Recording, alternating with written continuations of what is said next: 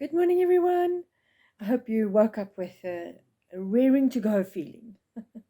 I must be honest, I've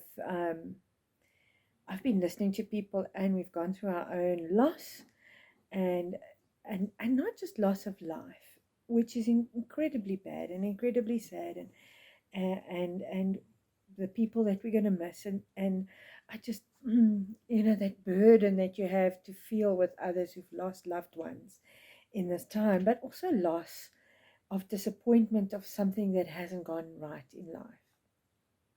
Um, and I actually didn't quite know which Bible verse to use. So I actually literally went and Googled Bible verses that deal with disappointment, and not death and that, but disappointment, because it's something that we've had to deal with in our household lately.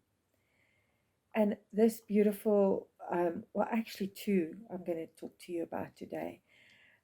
Isaiah 55, verse 8 to 9 says, "My thoughts are nothing like your thoughts, says the Lord, and my ways are far beyond anything you could imagine. For just as the heavens are higher than the earth, so my ways are higher than your ways, and my thoughts are higher than your thoughts."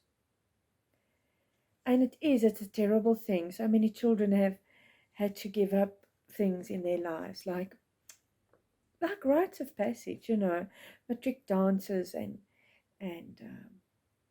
children haven't been going on camps, and things happen at camps that you will never forget. And um, I know a friend of mine's daughters had to postpone her wedding 3 times. And just as she's just going to get the wedding sorted, then another lockdown comes, or something like that. Or so we've dealt with so much loss, and on top of that is the loss of disappointment. And if you're a mom, or a wife who has a very driven husband, or if you yourself are a very driven person and you've been trying to do something, or if you had so much, um, you got a new job just before all this COVID happened, and now you had so much hope, and it had so much potential, and then you lose all this potential. Um, there's great disappointment and great loss. That it's also a loss. It's a loss that must be mourned. And then God says, "My thoughts are nothing like your thoughts. My ways are far beyond anything you could imagine. The heavens are higher than the earth.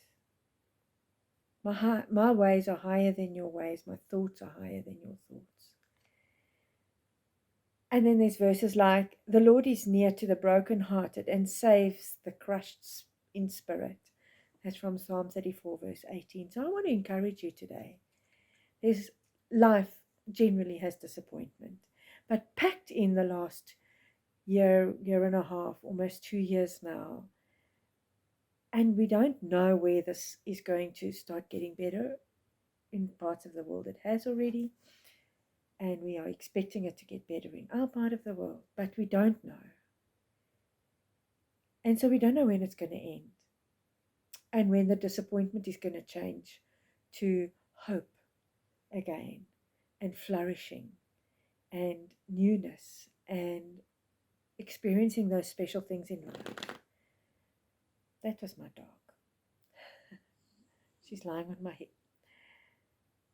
But those disappointments, if you love God and you give them to Him, you literally take your disappointments and you give them to God. He takes them and transforms them, uses them, and makes something new and beautiful from them. So I encourage you to look at your disappointments, acknowledge them. You're not being selfish, you're not being frustrated, you're not being unthankful. It doesn't matter if you live in a gorgeous house and somebody lives in a shack and you've had a disappointment. You've had a disappointment. You're not being ungrateful. You're just acknowledging that I'm human and I had expectations and now I have this disappointment to deal with. Acknowledge your disappointment and then give it to God like a gift. That's what He does. He takes your disappointments like gifts. And then He says, "Okay, I'll sort it for you." and then wait in anticipation of it being sorted for you. So give your disappointments to God and wait for a wonderful, wonderful new something. Have a wonderful day, and we'll speak again tomorrow.